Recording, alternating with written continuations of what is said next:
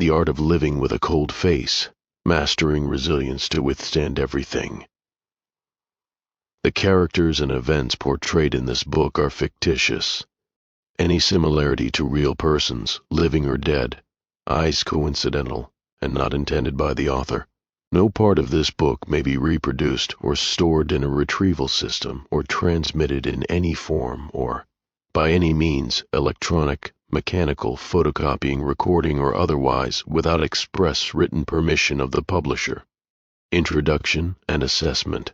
In a world that moves at an ever-increasing pace, where information bombards us from every screen and demands on our time and attention seem boundless, it's easy to feel overwhelmed.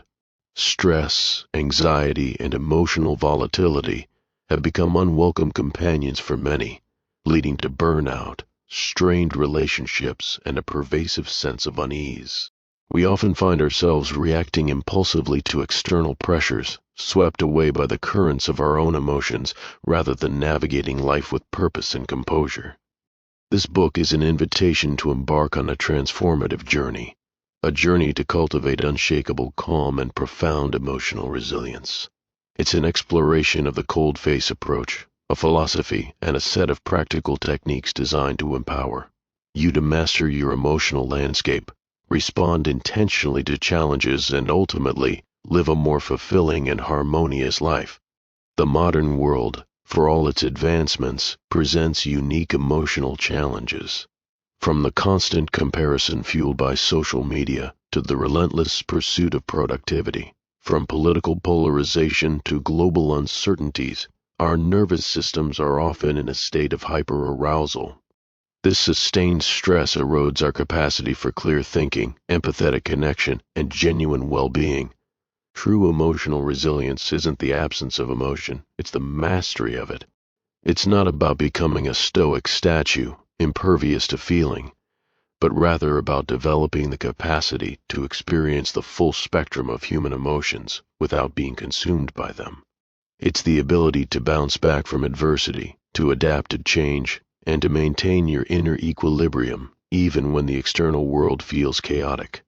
This book matters now because the skills it teaches are no longer luxuries. They are essential for thriving in the 21st century. They are your shield against overwhelm and your compass towards inner peace. Self-assessment and your transformation contract. Before we dive into the core principles and techniques of the cold face, it's crucial to understand where you are starting from. Self-awareness is the bedrock of emotional mastery.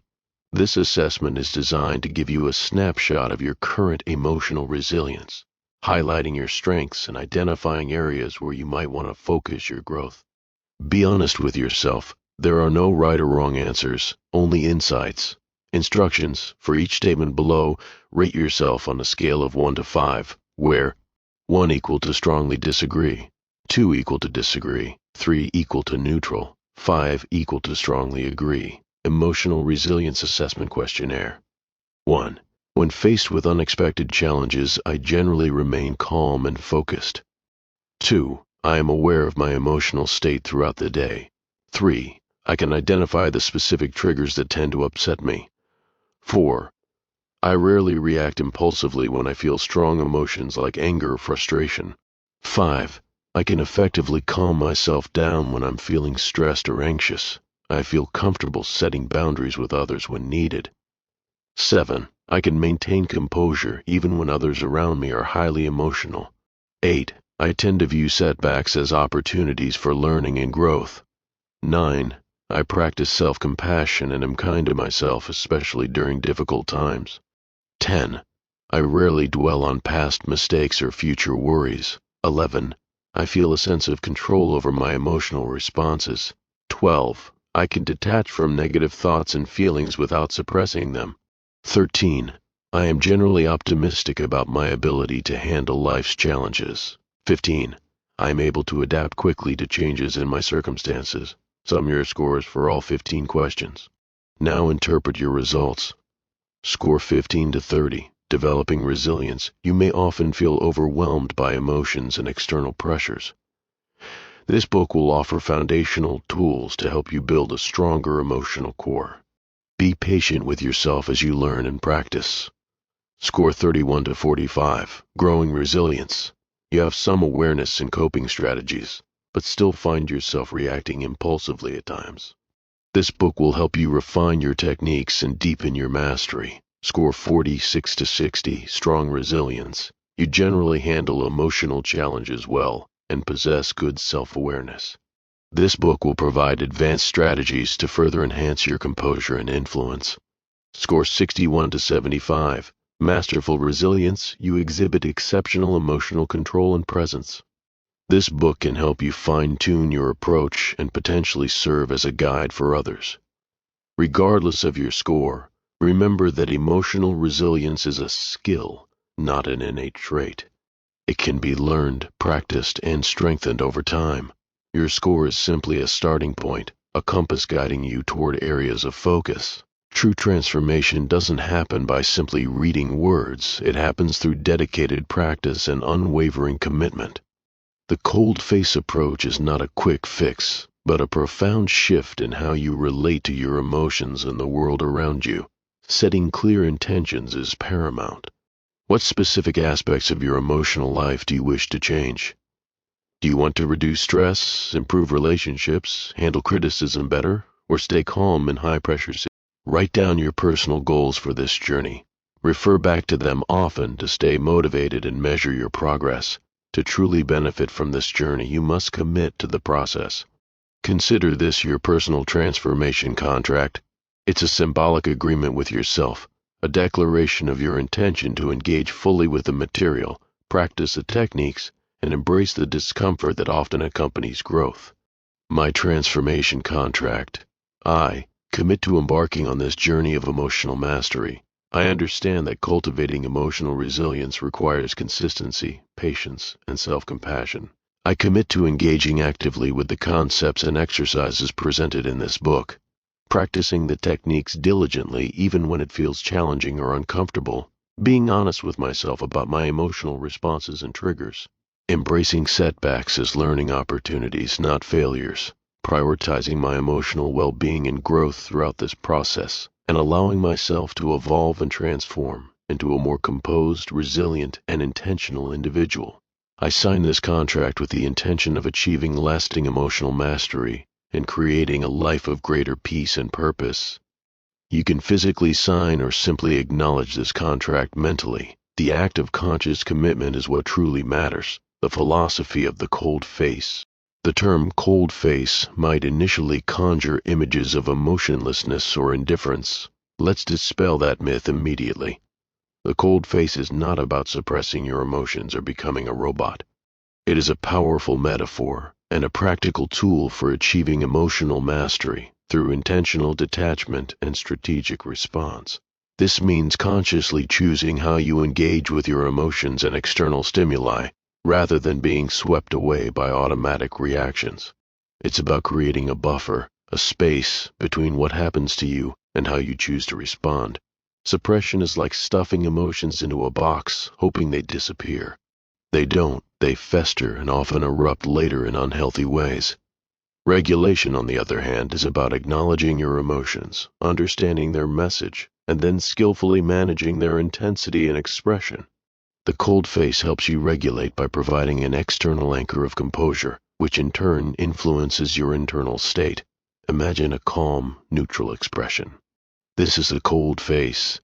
It's a deliberate choice to present an outward appearance of composure, even when you might be feeling internal turmoil.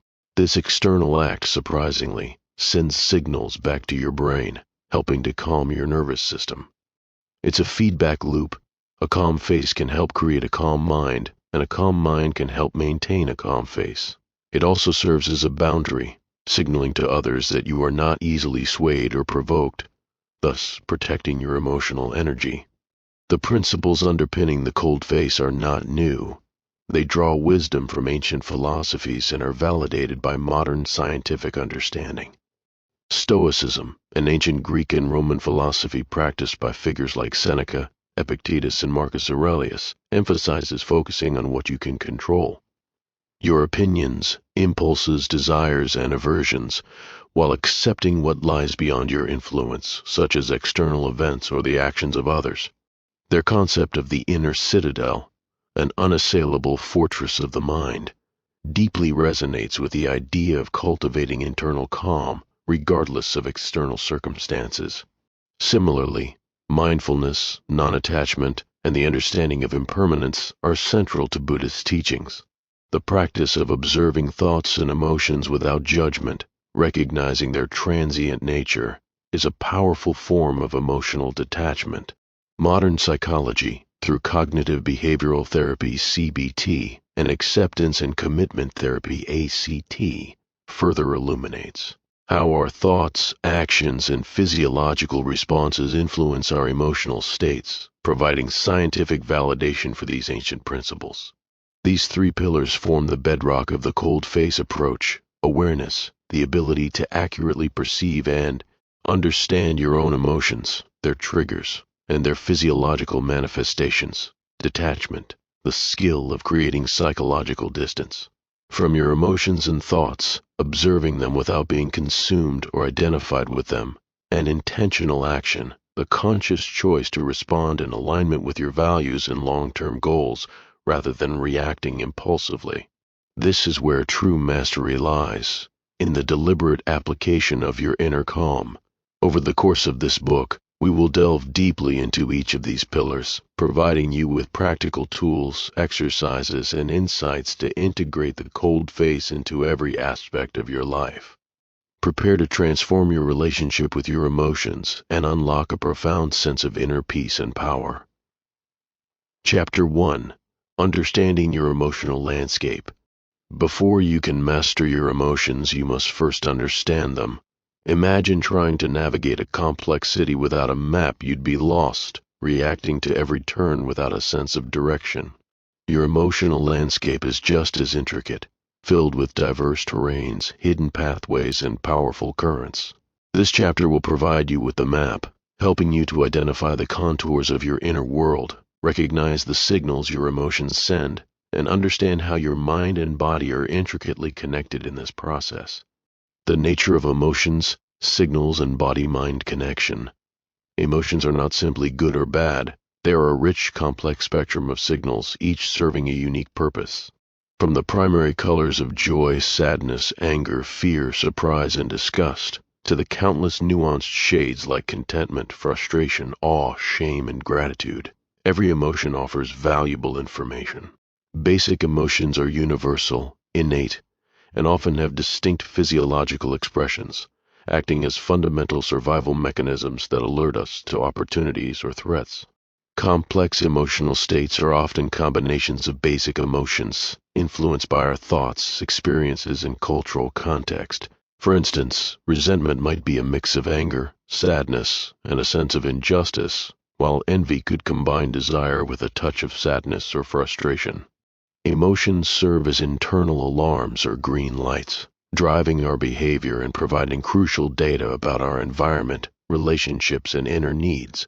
If you feel persistent frustration at work, it might be informing you that your values are not aligned with your tasks, or that you need to set better boundaries. Ignoring these vital signals is akin to ignoring a warning light on your car's dashboard. Eventually, something will break down. Every emotion has a corresponding physical sensation, a physiological reality that precedes conscious labeling. When you feel fear, your heart might race, breathing becomes shallow, muscles tense, and you might feel a cold sensation in your stomach as your body prepares for fight or flight. Anger might bring a surge of heat, clenched fists, or a flushed face. Sadness can manifest as a heaviness in your chest or a lump in your throat, while joy often manifests as a lightness, relaxed muscles, and expansive energy. Becoming attuned to these bodily sensations is a critical first step in emotional awareness, allowing you to catch emotions earlier and choose your response. The mind and body are intricately connected, constantly influencing each other in a dynamic dance. The vagus nerve, a superhighway of information, connects your brain to major organs like your heart, lungs, and digestive system, playing a key role in your parasympathetic nervous system, responsible for the rest and digest response. Understanding its role empowers you to use simple physiological techniques like deep, slow breathing, humming, or even cold exposure to calm your nervous system and regulate emotions. The amygdala, often called the brain's emotional alarm bell, processes emotions rapidly, especially fear and anger, reacting to perceived threats even before conscious awareness. In contrast, the prefrontal cortex PFC is the thinking part of your brain, responsible for executive functions like planning, decision-making, and emotional regulation. When the amygdala fires, it can hijack the PFC, making rational thought difficult. The goal of emotional resilience is to strengthen the connection between your PFC and amygdala, enabling your rational mind to regain control more quickly, shifting from automatic reaction to intentional response. Somatic experiencing, a therapeutic approach, focuses on the body's felt sense of experience, teaching that emotions are deeply embedded in our physical being. By paying attention to sensations like tightness, warmth, tingling, or emptiness, you can identify emotions early, process them more fully, and release tension. A simple exercise to build somatic awareness is to close your eyes and scan your body from head to toe, observing any sensations without judgment, uncovering your emotional patterns. Just as a specific sound might trigger a memory, certain situations, words, or even thoughts can trigger an emotional response. These are your emotional triggers, akin to finding the tripwires in your emotional landscape. External triggers come from your environment, encompassing specific people, for example, a critical boss, a demanding family member. Situations, for example, public speaking, traffic jams, deadlines, sounds, for example, a loud noise, a particular tone of voice, or events, for example, conflict, unexpected news. Internal triggers originate within you, including certain thoughts, for example, I'm not good enough, this will go wrong. Memories, for example, recalling a past, failure, or embarrassment. Physical sensations, for example, fatigue, hunger, pain, or deeply held beliefs, for example, a belief that you must always be perfect. Consistent journaling is a powerful tool for trigger identification. By dedicating a few minutes each day to reflect on your emotional experiences, asking what emotion you felt, what happened just before, who you were with, what thoughts arose, and what physical sensations you noticed, you will gradually start to see patterns emerge. You might notice that Mondays consistently trigger a sense of dread, or that certain types of criticism always make you feel defensive. Recognizing these patterns is the essential first step towards consciously changing your response. Sometimes our current emotional reactions are disproportionate to the present situation, which can be a sign of emotional debt, unresolved emotions from past experiences that continue to influence us. A seemingly minor comment might trigger intense anger because it echoes a deep-seated feeling of being unheard from childhood. Identifying and acknowledging these deeper roots, perhaps with the help of a therapist or through deep self-reflection, is crucial for true emotional liberation. Once you've identified your triggers, the next step is to understand your typical responses. Do you lash out, withdraw, freeze, over-explain? Becoming aware of your default patterns is essential for consciously choosing a different path. Automatic reactions are your ingrained habits, fast, low energy, and often bypassing the rational prefrontal cortex, operating from the lizard brain as quick, instinctive survival mechanisms. Conscious choices, however, are deliberate, thoughtful responses that require a pause, an assessment, and an intentional decision. The goal of the cold face is to expand the space for conscious choice, thereby reducing the power of automatic reactions. These reactions often manifest as evolutionary survival responses: fight, aggression, defensiveness, arguing, lashing out, flight, avoiding situations, procrastinating, withdrawing, freeze, feeling stuck, unable to act, dissociating, or fawn, people-pleasing, sacrificing your own needs to appease others. Reflecting on which of these responses you tend to default to when under emotional pressure can shed light on your ingrained patterns. Beyond these primal survival responses, consider your unique tendencies. Do you internalize stress leading to physical symptoms, externalize blame, ruminate on negative thoughts, or seek immediate distraction to avoid difficult emotions? Mapping these patterns is about objective observation, not judgment, recognizing the well-worn paths your mind and body tend to take when navigating emotional terrain. With this comprehensive map in hand, you are now ready to begin charting a new course, one guided by intention and profound resilience. Chapter 2: The Philosophy of Detachment. In the previous chapter, we explored the intricate landscape of your emotions, learning to identify their signals, understand their physiological manifestations, and map your typical responses. Now, we move to a concept that is often misunderstood, but is absolutely central to emotional mastery: detachment. Detachment, in the context of the cold face, is not about becoming cold, uncaring, or indifferent. It's about cultivating a healthy psychological distance from your emotions and external events, allowing you to observe them without being consumed by them. It's the ability to step back, gain perspective, and choose your response rather than being swept away by automatic reactions. This chapter draws heavily from ancient wisdom traditions, particularly Stoicism and Buddhism, which have long championed the power of non-attachment and mindful observation as paths to inner peace. Ancient wisdom, Stoicism, and mindfulness.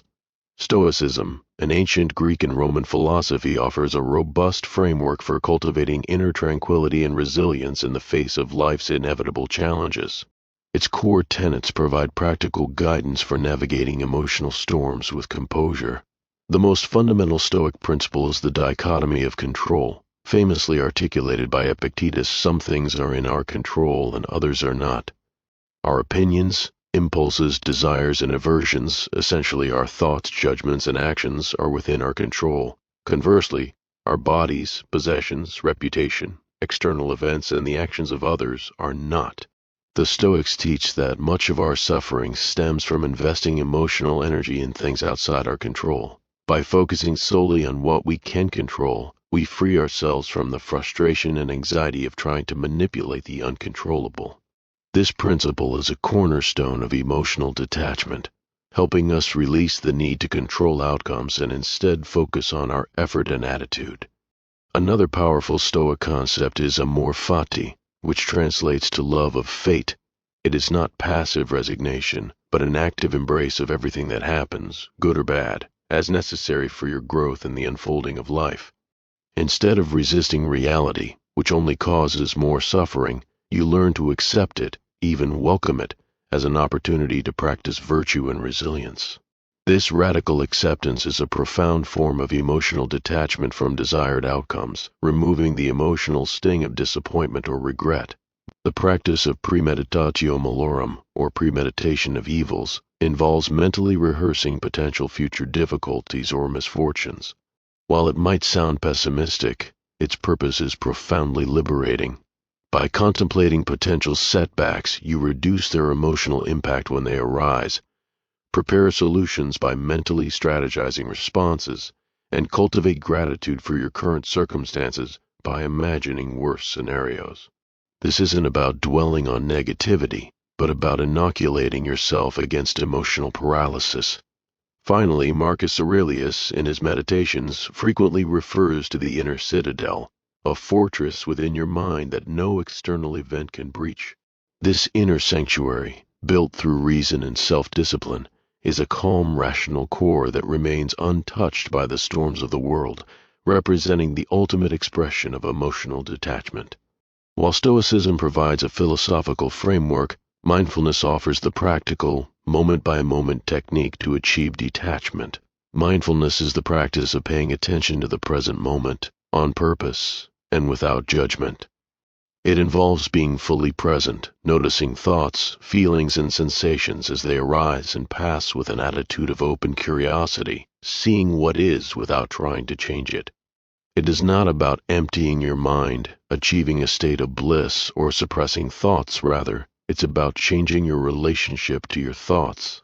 Mindfulness can be applied to anything in your present experience: your breath, body sensations, thoughts, observing them as mental events like clouds passing by, or emotions, noticing their raw sensations and allowing them to be there without judgment. This is where true emotional detachment begins. Mindfulness cultivates the observer self, the part of you that can witness your thoughts and emotions without being swept away by them. Imagine sitting by a river, watching leaves float by, each leaf a thought or emotion. You can see it, acknowledge it, and let it pass without jumping into the river and clinging to it. This space is the crucial gap where conscious choice resides. Practical mindfulness exercises for daily life include mindful breathing, focusing on each inhale and exhale, mindful eating paying full attention to, taste, texture, and smell, body scan systematically noticing sensations, and sound awareness listening without labeling or judging. Regular, even brief, mindfulness practice strengthens your ability to detach and observe, the liberating power of non-attachment. A significant source of emotional distress comes from our attachment to specific outcomes. We often invest our happiness in a promotion, a relationship, or a perfect plan, and when reality deviates from our expectations, we suffer deeply. Detachment from outcomes is a powerful antidote to this suffering. It involves shifting your focus from what you achieve to how you engage. Instead of obsessing over getting a specific job, focus on the quality of your application, your interview skills, and the learning gained from the process. This doesn't mean abandoning goals. It means your emotional well-being isn't solely dependent on their attainment. When your sense of self-worth is tied to external praise, approval, or specific life circumstances, you become emotionally vulnerable. Detachment means recognizing that your inherent worth is independent of these external factors.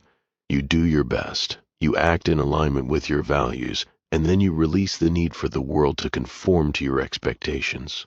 This ties back directly to the dichotomy of control. Once you've done your part and put in the effort, there comes a point where you must release the outcome. Clinging to control over the uncontrollable is a futile and emotionally draining exercise. Letting go is an act of trust, trust in the process, trust in yourself, and trust in life's unfolding. Perhaps the most profound aspect of emotional detachment is the art of non-identification, the understanding that you are not your thoughts, you are not your emotions. This is a radical but profoundly liberating concept. We often say, "I am angry," or "I am sad," as if the emotion defines our entire being. But in truth, you experience anger, you feel sadness. These are temporary states, visitors passing through the house of your mind. You are the awareness that observes them, the house itself, not the fleeting guests. When you stop identifying with every thought and emotion, their power over you diminishes significantly. Practices for disidentifying from transient emotional states include simple labeling. I'm noticing a feeling of frustration, or there is sadness present, which creates a tiny bit of space.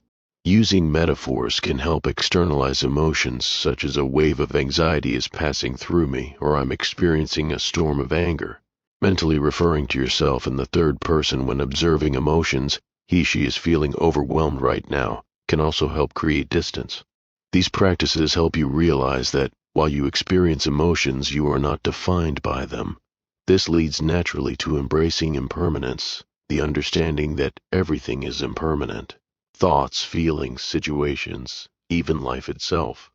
When you truly grasp this, you realize that no emotional state, no matter how intense, will last forever. This understanding brings immense liberation. The pain will pass, the joy will pass, the anger will subside. This awareness allows you to hold emotions lightly, knowing they are transient, and thus reducing their grip on your inner peace. By embracing the philosophy of detachment, you begin to build an inner sanctuary, a place of calm and clarity that remains accessible regardless of external circumstances. You learn to navigate the currents of life with greater ease, observing the emotional waves without being pulled under. This foundation of detachment is crucial as we move into the next chapter, where we will actively build your mental fortress through cognitive restructuring and distress tolerance. Chapter 3. Building your mental fortress. In the previous chapters, we've mapped your emotional landscape and explored the liberating philosophy of detachment. Now, it's time to get practical. This chapter is about actively constructing your mental fortress, a robust inner sanctuary that protects you from emotional overwhelm and allows you to maintain composure even in the face of adversity. This involves powerful psychological tools, cognitive restructuring, changing how you think, and distress tolerance, learning to endure difficult emotions without making them worse. Cognitive tools for emotional fortitude. Our thoughts are incredibly powerful. They shape our emotions, influence our actions, and ultimately determine our reality. Often, emotional distress stems not just from external events, but from our interpretation of them. Cognitive restructuring is the process of identifying and challenging unhelpful or distorted thought patterns, replacing them with more balanced and realistic ones. Psychologists have identified common cognitive distortions, patterns of irrational or unhelpful thinking that include catastrophizing, blowing things out of proportion and assuming the worst possible outcome, black and white thinking, seeing things in extremes with no middle ground, personalization, taking everything personally, overgeneralization, drawing sweeping conclusions from a single event, filtering, focusing only on negative aspects and ignoring positives, mind reading, assuming you know what others are thinking without evidence, and emotional reasoning, believing something is true because you feel it strongly. Becoming aware of these distortions is the first step to challenging them. Once a distorted thought is identified, challenge it using Socratic questioning. Is this thought 100% true? What is the evidence for it?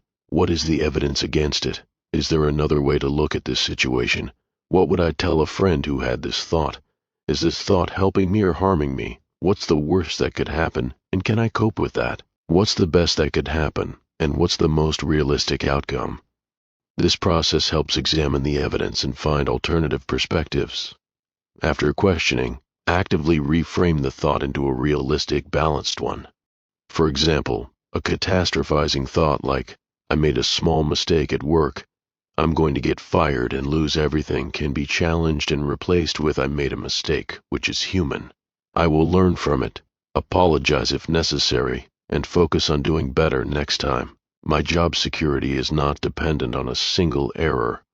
Keeping a thought record, a systematic approach of noting the situation, emotion, automatic thought, cognitive distortion, evidence for, against, and an alternative balanced thought, systematically rewires your brain over time, making you less susceptible to unhelpful patterns. Despite efforts at cognitive restructuring, life presents genuinely difficult situations that provoke intense, uncomfortable emotions. Distress tolerance is the ability to endure these painful emotions without resorting to destructive coping mechanisms or making the situation worse. It's about riding the wave of emotion rather than being crushed by it. Radical acceptance is crucial here, acknowledging a painful reality without condoning or approving of it. This stops the futile fight against what already is, freeing energy for constructive action. For instance, receiving a negative performance review means accepting this review is happening. I feel disappointed and frustrated. This is the reality right now, not I deserve this. When distress is high, engaging your senses can help ground you in the present moment and calm your nervous system. This self-soothing involves sight, looking at something beautiful, sound calming music, smell scented candle, taste sipping a warm drink, or touch holding a smooth stone. These strategies provide healthy distraction and activate the parasympathetic nervous system. While temporary distraction can prevent escalation, it's a short-term measure. Tolerating distress builds resilience, prevents escalation, allows for effective problem solving, fosters a sense of mastery, and prevents harmful long-term coping, whereas avoiding it offers only immediate, short-term relief but prevents learning, perpetuates negative patterns, and can lead to unhealthy behaviors. Cultivating a resilient mindset. Your mindset profoundly impacts your emotional resilience. A growth mindset, popularized by Dr. Carol Dweck, is the belief that your abilities and intelligence can be developed through dedication and hard work, contrasting with a fixed mindset that assumes these qualities are static. A fixed mindset views challenges as threats to inherent ability, leading to defensiveness, avoidance, and emotional distress when faced with setbacks, fostering shame and discouragement. A growth mindset, however, views challenges as opportunities to learn and grow, seeing failures as valuable feedback rather than personal indictments, fostering persistence, optimism, and emotional resilience. Adopting a growth mindset turns every difficult situation into a training ground for your emotional muscles. A critical comment isn't an attack, but a chance to practice detachment and cognitive restructuring. A stressful deadline isn't just pressure, but an opportunity to hone your composure and time management. A simple yet powerful word, yet, transforms limitations into potential. Instead of saying, I can't handle stress, saying, I can't handle stress yet, opens the door to learning, practice, and eventual mastery. Just as athletes mentally rehearse performance, you can use visualization to prepare your mind for emotionally challenging situations, building neural pathways for desired responses and making them more accessible when needed. Choose a specific challenging situation you anticipate, find a quiet place, and vividly visualize the scenario, including the environment, people, and words. As you visualize, feel the initial emotional trigger. Then consciously visualize yourself applying the cold face principles, taking a deep breath, maintaining a composed facial expression, using cognitive restructuring to challenge negative thoughts, and choosing an intentional, values-aligned response. See yourself remaining calm, clear, and effective. Your brain doesn't always distinguish between a vividly imagined experience and a real one. So repeatedly visualizing calm and effective responses literally trains your brain to react that way in real life. This proactive approach strengthens your mental fortress before the battle even begins. Beyond specific scenarios, regularly visualize yourself as the person you aspire to be, calm, resilient, composed, and effective under pressure. See yourself navigating life's challenges with grace and strength, reinforcing your commitment to emotional mastery and building self-efficacy. By diligently applying the tools of cognitive restructuring, distress tolerance, a growth mindset, and mental rehearsal, you are not just coping with emotions, you are actively building an impregnable mental fortress. This fortress isn't a prison for your emotions, but a safe and controlled environment from which you can observe, understand, and strategically engage with the world, always maintaining your inner calm. Chapter 4. The Cold Face Technique. You've gained a foundational understanding of your emotional landscape and begun to cultivate detachment and a robust mental fortress. Now, we arrive at the heart of this book, the Cold Face Technique itself. This isn't just a metaphor, it's a practical, actionable method that leverages the profound connection between your external presentation and your internal state. By consciously mastering your facial expressions and body language, you can create a powerful feedback loop that fosters inner calm, projects composure, and even influences the emotional responses of those around you. Mastering your facial composure. The idea that our facial expressions can influence our emotions might seem counterintuitive, as we typically think of emotions causing expressions, not the other way around. However, decades of research in psychology and neuroscience support the facial feedback hypothesis, the notion that the muscles in your face send signals to your brain, which then interprets these signals as emotional cues. When you smile, even a forced one, your brain receives signals from your facial muscles that can trigger the release of neurotransmitters associated with happiness, like dopamine and serotonin. Conversely, frowning can intensify feelings of sadness or anger. While this doesn't mean simply putting on a happy face will cure depression, it demonstrates a powerful, often overlooked, pathway for emotional regulation. The cold face consciously utilizes this pathway. By adopting a neutral, composed expression, you are sending signals to your brain that say all is calm, there is no immediate threat. This helps to downregulate your amygdala, the brain's alarm center, and activate your prefrontal cortex, the rational thinking part, making it easier to access your mental fortress. Beyond neurotransmitters, a relaxed facial expression signals to your entire nervous system that the threat response is not needed. Tense facial muscles are often a hallmark of stress, anxiety, or anger. When these muscles relax, it's part of a broader physiological shift towards a parasympathetic rest and digest state, which reduces heart rate, lowers blood pressure, and promotes deeper, more regular breathing. All components of a calm mind, The cold face acts as a form of self-biofeedback, providing your brain with direct, real-time information that encourages a corresponding internal state of calm. It's a deliberate, active intervention in your own physiological and emotional experience. The core of the cold face technique lies in intentionally cultivating a neutral, calm, and composed facial expression. This isn't about being expressionless, but about being in control of your expressions. Many of us carry unconscious tension in our faces. Practice these steps to release it. Gently unclench your jaw, letting your teeth part slightly. Relax the muscles between your eyebrows, imagining smoothing out any furrow or tension. Soften your gaze, avoiding squinting or wide-eyed tension, and let your lips rest gently together, without pressing or frowning, with neutral corners of your mouth. Finally, imagine a warm, relaxing sensation spreading across your entire face, releasing any lingering tension. A cold face isn't a blank stare. It's a face that conveys quiet strength, attentiveness, and unruffled calm. It's subtle, aiming to avoid expressions that betray internal distress, for example, a furrowed brow of worry, tight lips of anger, darting eyes of anxiety. Instead, aim for a steady gaze, a relaxed jaw, and a smooth forehead, conveying a sense of being grounded and in control. Regular mirror practice is crucial. Intentionally cycle through different emotions: anger, sadness, fear, frustration. Notice how your face changes and identify your tell's unconscious micro-expressions or muscle tensions, then practice relaxing your face back into the neutral, composed, cold face.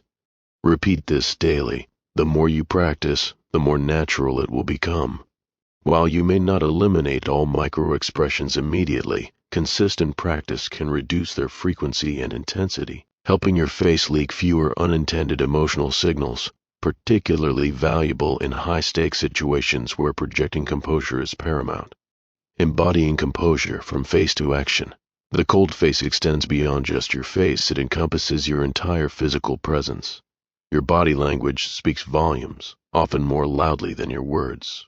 Aligning your body language with your composed facial expression creates a congruent and powerful message of unshakable presence. Key body language elements include posture. An upright, open posture conveys confidence and readiness, unlike slumped shoulders, which indicate low energy. Stance grounded.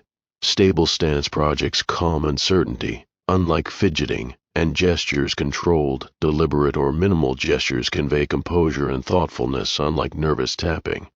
Research, notably by Amy Cuddy, suggests that adopting certain power poses, for example standing with hands on hips, can psychologically boost confidence.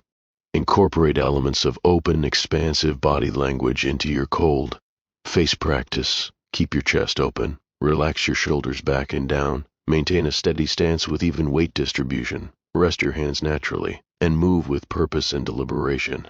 The true power of the cold face emerges when your facial composure is supported by congruent body language. If your face is calm, but your hands fidget wildly, the message is mixed. Practice bringing your entire physical self into alignment with your desired state of calm to make your composure believable, both to yourself and to others.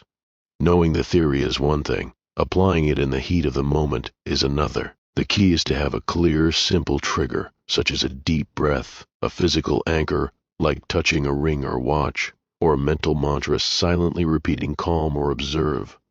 Your go-to sequence when emotions threaten to overwhelm you is the STOP method. S. Stop whatever you are doing, freezing for a moment without speaking or acting. T. Take a breath, one slow, deep, conscious breath that immediately engages your vagus nerve and calms your nervous system. O. Observe what is happening in your internal world, thoughts, emotions, and sensations without judgment. And P. Proceed by choosing the most effective, values-aligned action. This sequence, practiced consistently, will become an automatic, healthy response to stress. Other immediate pause techniques include mentally counting to 5 or 10 before speaking or acting, or using deep diaphragmatic breathing. Grounding techniques like the 5 to 4 3 to 2 1 method.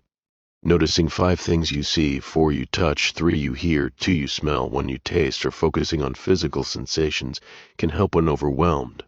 Creating a personal anchor that your brain associates with a pause, breathe, observe sequence can make regulation automatic. Role-playing exercises with a trusted friend or in front of a mirror, simulating scenarios like receiving criticism, dealing with an upset person, or unexpected bad news, can significantly enhance your ability to apply the technique in real life, allowing you to process information with composure before reacting. A common concern with the cold face is whether it promotes inauthenticity. It's vital to clarify, the cold face is not about being fake or suppressing genuine emotion indefinitely. It's about strategic composure in moments when uncontrolled emotional display would be counterproductive or harmful. It allows you to choose when and how to express your emotions rather than being a slave to them. Authenticity means being true to yourself, and sometimes being true to yourself means choosing to respond with calm and clarity, even when you feel internal turmoil, because that aligns with your values and goals. The goal is to feel calmer internally, not just to appear calm externally. The external cold face is a tool to achieve that internal shift.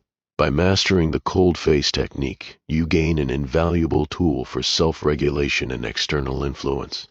You learn to project an aura of calm and control, which not only benefits your own emotional state, but also shapes how others perceive and interact with you.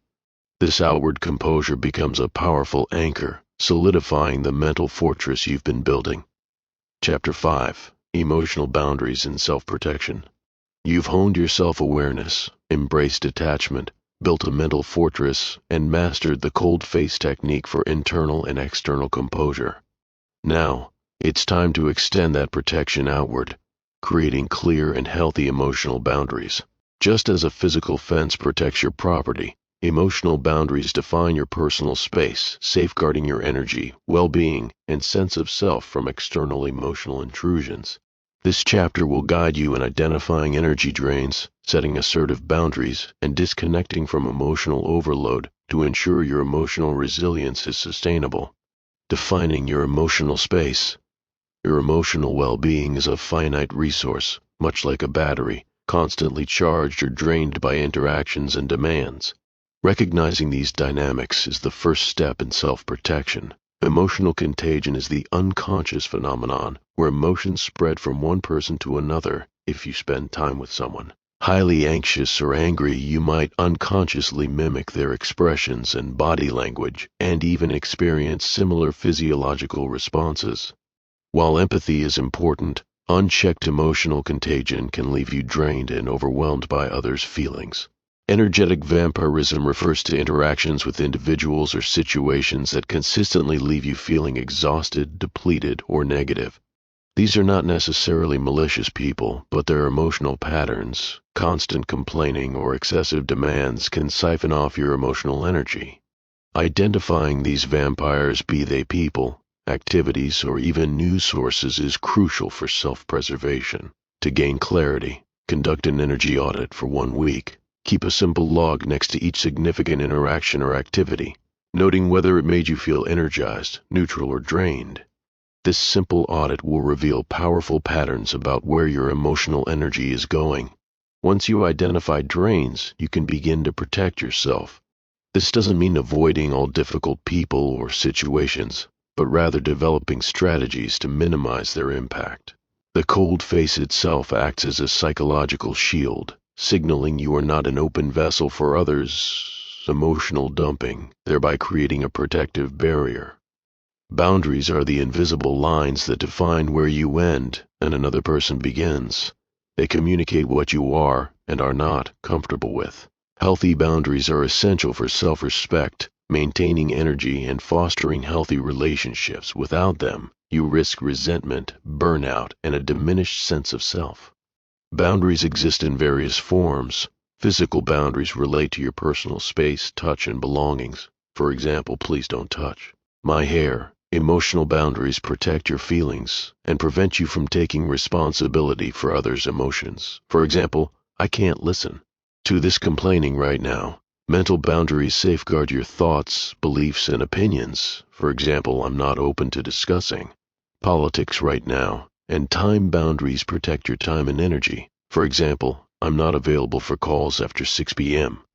Feelings of resentment, being drained or taken advantage of are often indicators that a boundary has been crossed or needs to be established. Pay attention to feeling obligated to say yes when you want to say no, feeling responsible for others. Moods, allowing repeated interruptions, being subjected to disrespectful behavior, or feeling emotionally overwhelmed after certain interactions. Setting boundaries requires clear, calm, and assertive communication. Be direct and clear, avoiding hinting or vagueness. Use I statements to focus on your needs and feelings without blaming the other person. For example, I feel overwhelmed when you raise your voice, instead of you always yell at me. Clearly articulate what you will or will not do. For example, I need to leave by 5 p.m. I'm not able to lend money right now, and be brief without over-explaining or justifying. Most importantly, be consistent, as boundaries are only effective if you enforce them repeatedly. Practice rehearsing what you will say. Expect resistance, as people may have benefited from your previous lack of boundaries. Reiterate calmly, I understand this is new, but this is what I need. Avoid getting pulled into arguments, disengage if necessary, and practice self-compassion throughout the process, as setting boundaries can be challenging. Nurturing your inner sanctuary. In our hyper-connected world, emotional overload is a constant threat from news, social media, and endless demands. Learning to consciously disconnect is vital for emotional self-preservation. Establish digital boundaries by designating specific times to be offline. For example, no phone after 9 p.m., no social media on weekends. Curate your social media feed by unfollowing accounts that trigger negative emotions or provide no value. Limit news consumption to specific, reputable sources and set times, as constant exposure to negative news can lead to vicarious trauma and anxiety. Turn off non-essential notifications to reduce constant interruptions and the feeling of being on call. Identify and create sanctuary spaces, quiet corners at home, a favorite park, a library, and non-negotiable times for unwinding, such as a daily 15-minute meditation, a weekly nature walk, or a dedicated hour for reading or a hobby. These periods are crucial for recharging your emotional battery. In a noisy world, solitude and silence are powerful healers. They allow your nervous system to calm down, your thoughts to settle, and your emotions to be processed without external distractions. Even a few minutes of quiet can significantly reduce stress and improve clarity. Make time for intentional silence each day, whether during your commute, while drinking your morning coffee, or before bed. While external boundaries protect you, self-compassion is your internal shield. The practice of treating yourself with the same kindness, understanding, and acceptance you would offer to a dear friend facing a difficult situation. When your inner critic goes into overdrive after a mistake, feeling overwhelmed, or experiencing a setback, self-compassion offers warmth and understanding instead of harsh judgment. Instead of thinking, I'm so stupid for doing that, try, this is a difficult moment, I'm feeling, it's okay to feel this way. What do I need right now? Mindful self-compassion practices include the self-compassion break, which involves acknowledging suffering. This is a moment of suffering, reminding yourself of common humanity. Suffering is a part of life, and offering self-kindness. May I be kind to myself in this moment. May I give myself the compassion I need. Comforting touch, such as placing your hand over your heart or gently cupping your face, can be incredibly soothing. Writing a self-compassionate letter to yourself from the perspective of a wise, compassionate friend can also offer understanding and support for a current struggle. Self-criticism is a significant drain on emotional energy and a barrier to resilience, keeping you stuck in shame and fear. Self-compassion helps you break free from this cycle, allowing you to learn from your mistakes without punishing yourself, fostering a sense of safety and inner strength. By establishing clear emotional boundaries and cultivating deep self-compassion, you create a protective perimeter around your emotional well-being. This allows you to engage with the world from a place of strength and choice, rather than reactivity and depletion. You are not just building a fortress, you are creating a sanctuary where your calm and resilience can flourish. Chapter 6: Response versus Reaction. You've journeyed through understanding your emotions, embracing detachment, building your mental fortress and mastering the cold face technique and emotional boundaries. Each step has been about cultivating greater self-awareness and control. Now we arrive at a pivotal distinction that underpins all emotional mastery, the difference between response and reaction. A reaction is an automatic, often impulsive, and typically emotionally driven behavior. It's what happens when your amygdala, the brain's alarm center, takes the wheel. A response, on the other hand, is a conscious, intentional, and values-aligned choice. It's what happens when your prefrontal cortex, the rational executive part of your brain, is fully engaged. This chapter will teach you how to consistently create the crucial space between stimulus and action, allowing you to move from impulsive reactivity to thoughtful, composed responsiveness. The crucial pause, bridging stimulus and response. Perhaps no single concept is more central to emotional mastery than the idea of the space between what happens to you and how you choose to act. As Viktor Frankl, the renowned psychiatrist and Holocaust survivor, famously articulated, between stimulus and response there is a space. In that space is our power to choose our response. In our response lies our growth and our freedom. This space is where your power lies, a fleeting moment of opportunity to interrupt an automatic emotional cascade and insert conscious choice. For many, this space feels non-existent. They move from trigger to reaction seamlessly. The goal is to widen this gap, making it a deliberate pause you can inhabit. This ability isn't innate for most of us. It's a skill developed through consistent practice, requiring awareness, recognizing when a trigger has occurred and an emotion is beginning to surge, intentionality, a conscious desire to not react automatically, and repeated application of techniques to create the pause.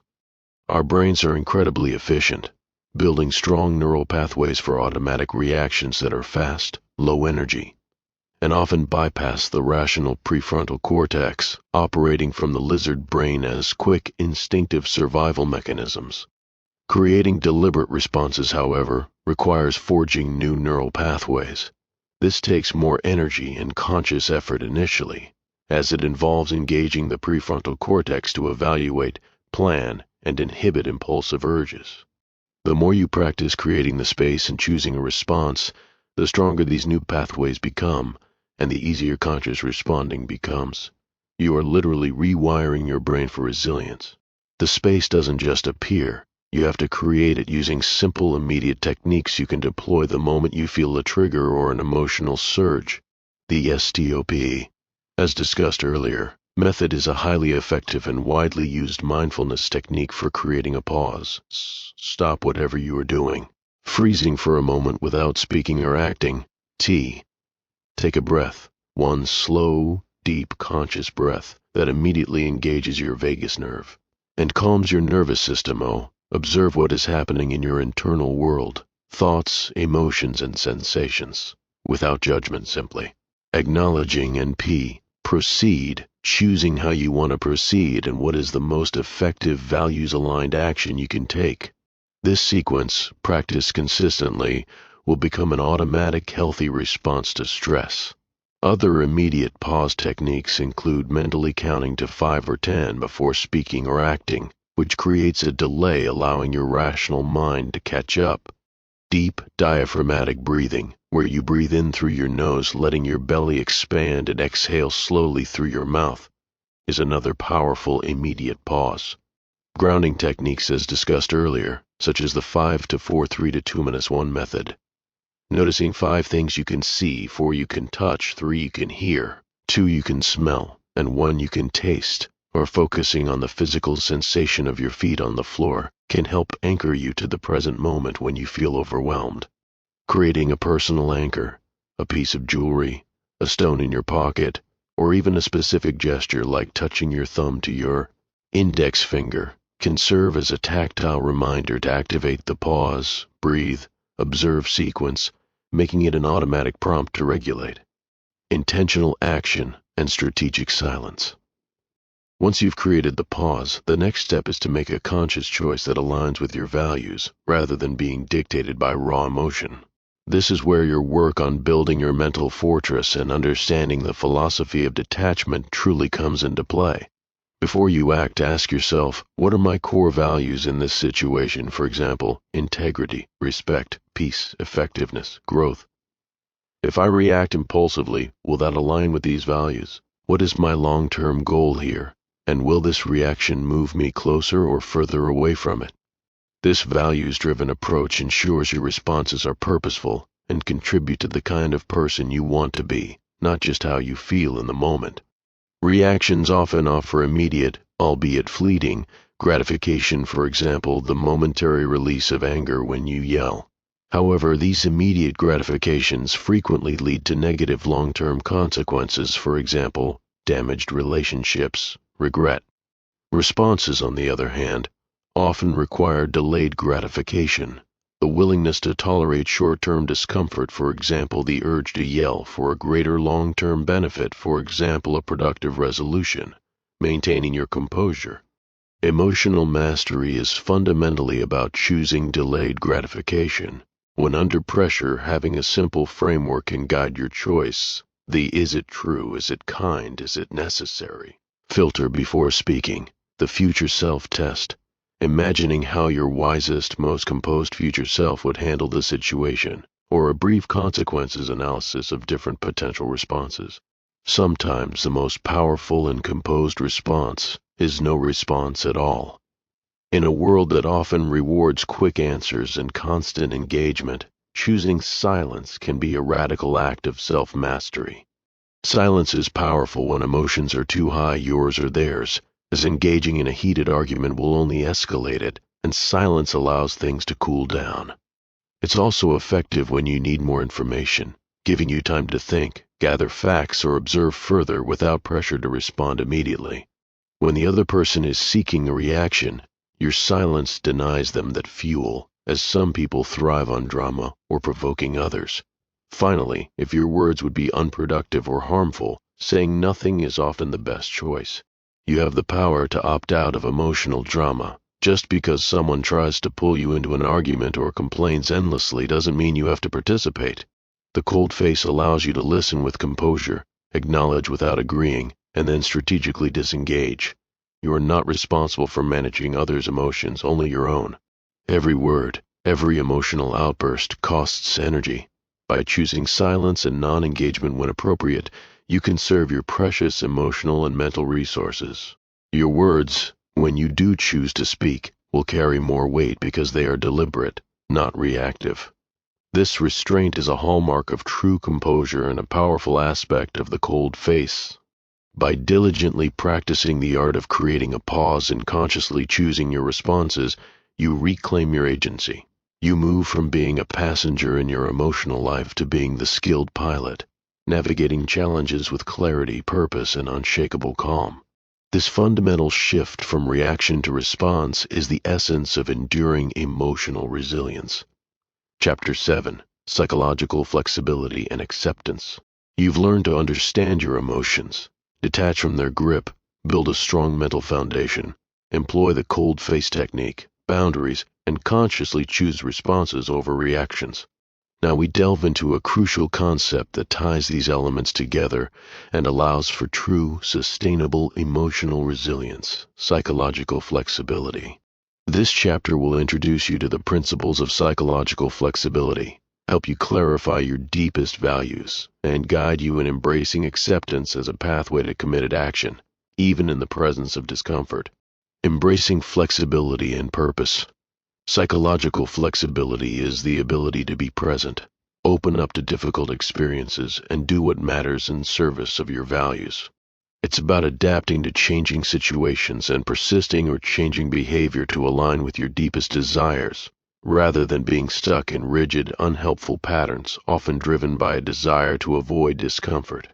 Its core components are being present, fully engaging with the here and now through mindfulness, rather than being lost in worries about the future or regrets about the past, opening up, making room for difficult thoughts and feelings without fighting or avoiding them, acknowledging internal experiences without letting them control your behavior, and doing what matters, taking action that is aligned with your deepest values, even when it's uncomfortable or challenging, thereby living a life of purpose guided by your internal compass.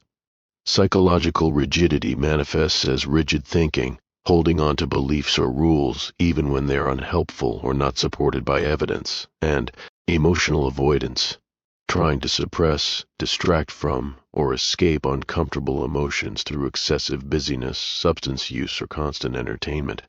While temporary distraction can be useful, chronic avoidance prevents emotional processing and learning, ultimately intensifying the power of difficult emotions. Psychological flexibility, central to acceptance and commitment therapy, ACT, encourages a gentler, more effective approach, acknowledging the internal experience and choosing how to respond to it, rather than being controlled by it.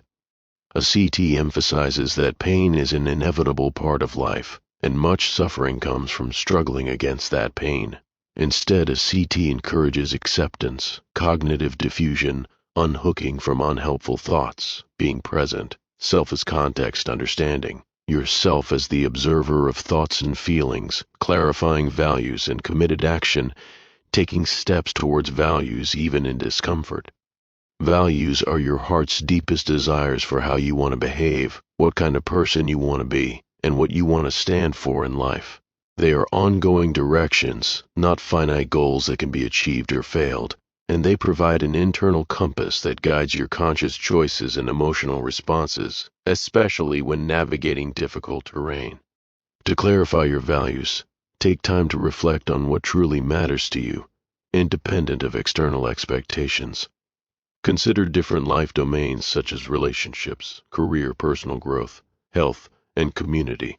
Ask yourself what qualities you admire in others, what you want your life to stand for, what kind of person you want to be even when no one is watching, and what you would regret not doing or being at the end of your life. Common values include authenticity, courage, creativity, curiosity, empathy, freedom, generosity, gratitude, honesty, humor, integrity, justice, kindness, learning, love, mindfulness, patience, peace, perseverance, respect, responsibility, serenity, and wisdom. Choose 5 to 7 values that resonate most deeply with you.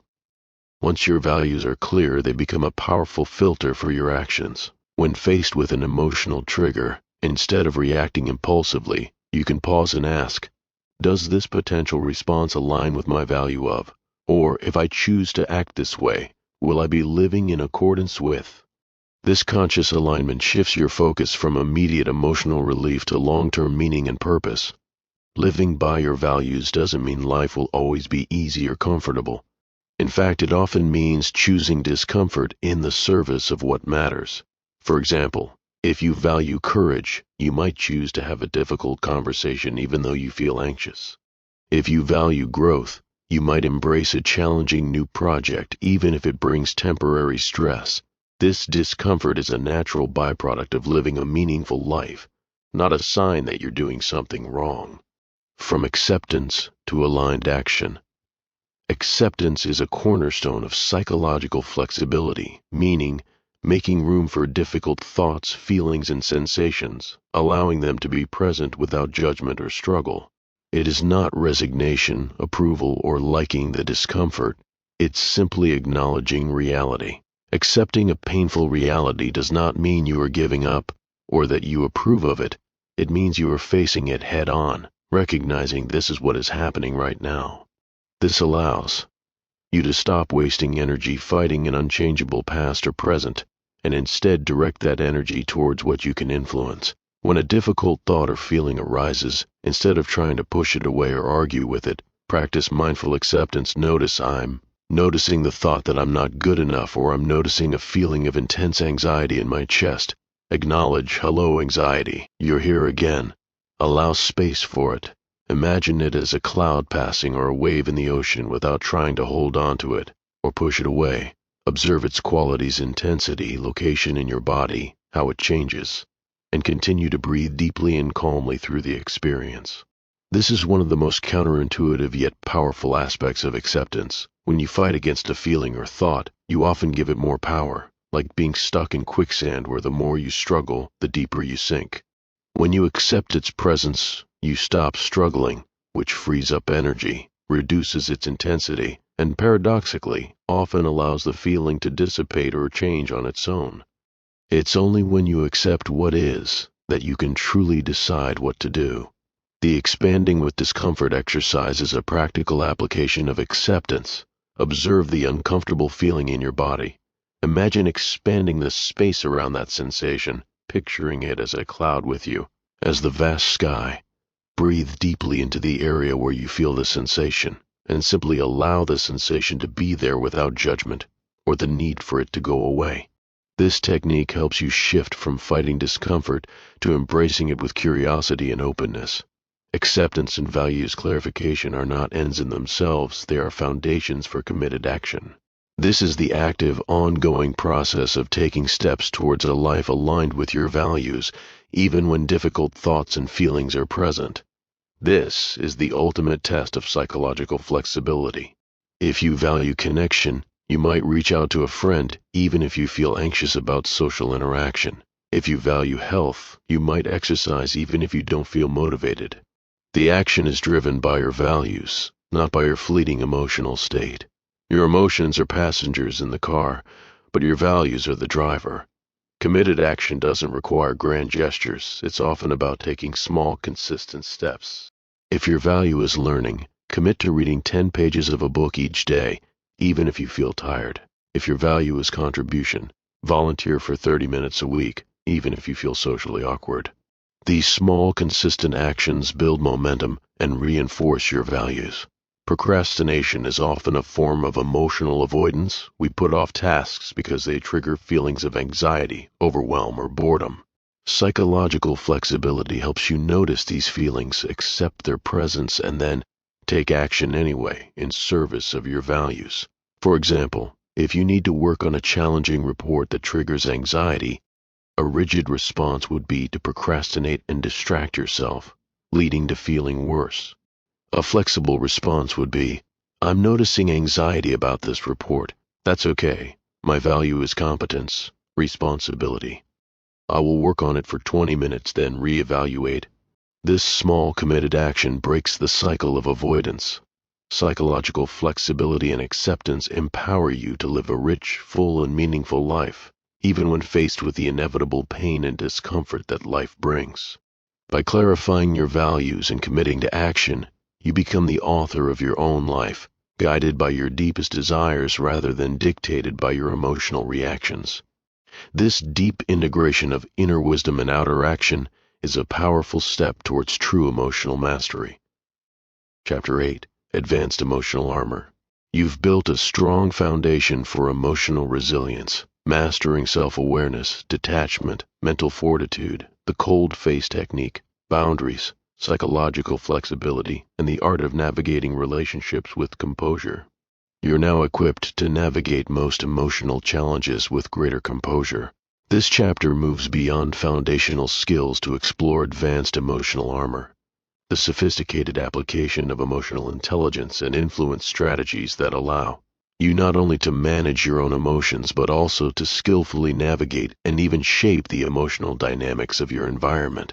This is where resilience transforms into true emotional leadership, mastering emotional intelligence and influence. Emotional intelligence, EQ, is often cited as being more important than IQ for success in life, encompassing the ability to understand and manage your own emotions and to understand and influence the emotions of others.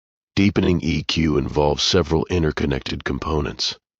Self-awareness is the bedrock. It's not just knowing what you feel, but why you feel it, and how your emotions affect your thoughts, behavior, and physiological state. This means moving beyond basic labels, like I'm stressed, to a nuanced understanding, such as I'm feeling a sense of overwhelm due to the mounting tasks, which is manifesting as tightness in my chest and a tendency to snap at others. It involves regularly reflecting on the impact of your emotional state, integrating body scans to identify subtle emotional shifts before they escalate, and using journaling for deeper insight into patterns and underlying needs. Self-regulation, where the cold face techniques truly shine, is the ability to manage disruptive emotions and impulses. This includes proactive regulation through daily practices, mindfulness, deep breathing, cold face practice to maintain a regulated baseline. It also involves emotional agility, the ability to move through emotions rather than getting stuck in them, and impulse control reinforcement, consciously applying the pause, breathe, cold face sequence. Chapter 6, when an urge to react impulsively arises, choosing a values-aligned response instead. Each successful instance strengthens this muscle. Motivation involves channeling emotional energy into productive action. Learn to channel intense emotions, even anger or frustration, into focused problem solving. Actively seek out experiences that foster joy, gratitude, and inspiration, as these positive emotions broaden your perspective and build resilience. Connect your goals to your core values. Chapter 7, for intrinsic motivation, making your actions less dependent on external rewards or fleeting emotional states.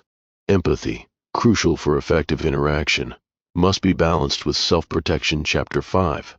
It encompasses cognitive empathy, understanding what another person is feeling and thinking. Emotional empathy, feeling with another person, which requires careful management to avoid emotional contagion. And compassionate empathy, combining understanding with a healthy boundary and a desire to help. Active listening revisited and clear communication are vital social skills for navigating social complexities, building rapport, resolving conflict, and ethically influencing outcomes. Beyond managing your own emotions, advanced emotional armor allows you to subtly and positively influence the emotional tone of a room, a conversation, or even a team. Your composure can be profoundly contagious. Emotions are highly contagious. If you walk into a room stressed and agitated, you are likely to trigger similar feelings in others. Conversely, if you enter with a calm, centered presence, your cold face, you can act as an anchor, helping to regulate the emotional environment as your internal state radiates outward. De-escalation techniques include maintaining your cold face, lowering your voice, and slowing your speech to subtly encourage the other person to match your calm, actively listening and validating their emotions without necessarily agreeing with their perspective, focusing on facts over feelings initially, offering solutions instead of blame, and suggesting a pause or break if the situation is escalating. Being a calm generator involves conscious entry into new environments, taking a moment to reset your emotional state before a meeting or returning home, modeling composure by consistently embodying the calm you wish to see, and positive framing of challenges as opportunities or solvable problems. Growth Mindset, Chapter 3. Your emotional state is not isolated. It has a ripple effect, influencing your family, friends, colleagues, and even strangers. By mastering your own emotions, you become a force for calm and stability in your personal and professional circles, fostering healthy emotional expression and constructive engagement. Leadership through composure and connection. While the cold face emphasizes composure, it does not advocate for being emotionally impenetrable. There are times when strategic vulnerability is not only appropriate but essential for building trust and deepening connection. This is an advanced skill that requires discernment. Strategic vulnerability is appropriate when it serves a clear purpose, such as building rapport, showing genuine empathy, or inspiring trust. It must be authentic and controlled, not an uncontrolled outburst, but a conscious choice to share a feeling. It also aligns with your values. If you value authenticity or connection, sharing a controlled emotion can reinforce that. For instance, in a difficult team meeting, a leader might say, "I'm feeling a bit concerned about the timeline, and I know many of you are too. Let's tackle this together." This demonstrates humanity and invites collaboration without losing composure. It's vital to distinguish authentic vulnerability, a conscious, measured sharing of an emotion or struggle with a clear purpose, like seeking support or admitting a mistake, from emotional dumping, uncontrolled, often repetitive expression of intense negative emotions without a clear purpose, often seeking to offload responsibility or gain sympathy, which drains others and rarely leads to resolution. The cold face helps you make this distinction, allowing you to pause and ask, is this sharing serving a purpose, or am I just dumping? When used strategically, vulnerability can forge powerful bonds. It shows humanity, builds trust, and encourages others to open up in return. It demonstrates that while you are composed, you are not unfeeling, choosing to reveal your inner world in a way that strengthens relationships, not weakens them. The principles of the cold face are particularly potent for leaders, whether in a formal position or simply as an influential figure in their family or community. Emotional composure is a cornerstone of effective leadership.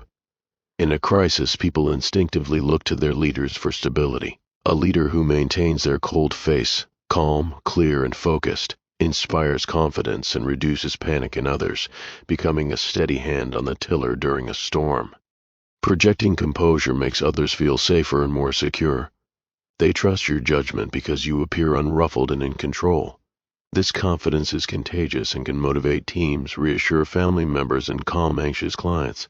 Emotional reactivity clouds judgment. The cold face allows leaders to access their prefrontal cortex, enabling them to think rationally and make sound decisions even when the stakes are high and emotions are running rampant. It empowers them to see the situation objectively, weigh options, and choose the most effective path forward. By developing this advanced emotional armor, you move beyond simply managing your own emotional well-being to becoming a powerful force for calm, clarity, and positive influence in the world. You are not just resilient, you are an emotional leader, capable of navigating complex human dynamics with grace and effectiveness. Chapter 9. Maintaining Your Edge. You've come a long way on your journey to emotional mastery, equipping yourself with powerful tools and strategies. However, emotional resilience isn't a destination, it's a lifelong practice. Just as an athlete must consistently train to maintain their physical prowess, you must diligently apply and refine your emotional skills to maintain your edge. This chapter focuses on establishing sustainable practices, embracing continuous improvement, recognizing the vital role of physical well-being, and building a supportive ecosystem to ensure your emotional resilience flourishes long-term. Consistent practice and lifelong learning. The most effective strategies are those you can consistently integrate into your daily life. Short bursts of intense effort followed by long periods of neglect will not yield lasting results. Sustainable practices are the bedrock of enduring emotional strength. Core daily habits include meditation or mindfulness, where even 5 to 10 minutes daily can significantly strengthen your observer's self, Chapter 2, and improve your ability to create the space between stimulus and response, Chapter 6, directly training your attention and emotional regulation. Journaling, as highlighted in Chapter 1, is invaluable for self-awareness, identifying triggers, processing emotions, and recognizing patterns. Make it a regular habit, even if it's just a few sentences. Regular exercise is a potent stress reliever and mood enhancer, helping regulate your nervous system, reduce cortisol, and release endorphins. Find an activity you enjoy and commit to it regularly, as even a brisk walk can make a difference. Integrate brief cold face checks throughout your day. A quick jaw relaxation, brow smoothing, and deep breath can reset your composure in seconds. Think of your resilience toolkit as a collection of go-to strategies you can deploy when you feel your emotional equilibrium wavering. This should include immediate calming techniques, deep breathing, 5 to 4 3 to 2 1 grounding, the pause, breathe, cold face sequence, cognitive reframing, your favorite Socratic, questions or balanced self-talk statements, distress tolerance, self-soothing activities like sensory engagement, healthy distractions, and a written list of your core values to consult when making choices under pressure. Keep this toolkit accessible, perhaps on a small card in your wallet or a note on your phone. Emotional resilience is about managing energy, not endlessly expending it. To prevent burnout, recognize early warning signs such as physical fatigue, headaches and muscle tension, emotional irritability, cynicism and apathy, or behavioral procrastination and withdrawal. Prioritize rest and recovery, ensuring 7 to 9 hours of quality sleep with a consistent sleep schedule and relaxing bedtime routine.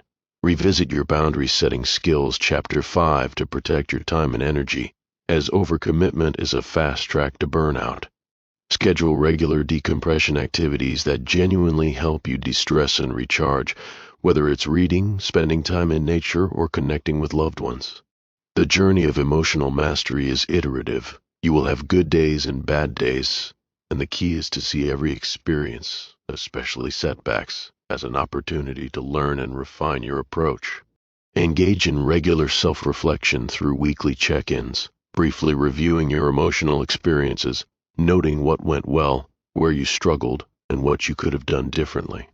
Periodically, retake the emotional resilience assessment from the introduction to track your progress and identify areas that still need attention, helping you identify new growth edges.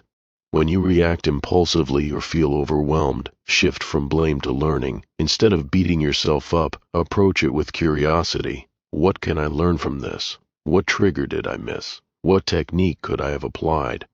For significant emotional challenges, conduct a brief post-mortem analysis. Identify the trigger, your automatic reaction, which cold-face principles you forgot or neglected, and what alternative response would have been more effective.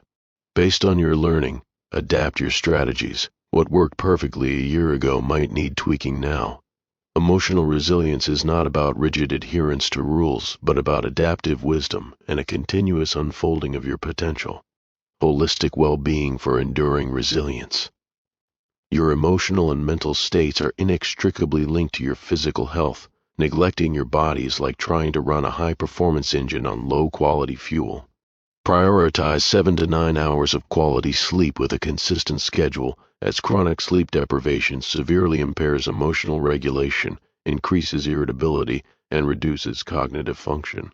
What you eat directly impacts your brain chemistry and mood. Focus on whole, unprocessed foods, healthy fats and adequate protein, limiting sugar, processed foods, and excessive caffeine alcohol, which can destabilize mood.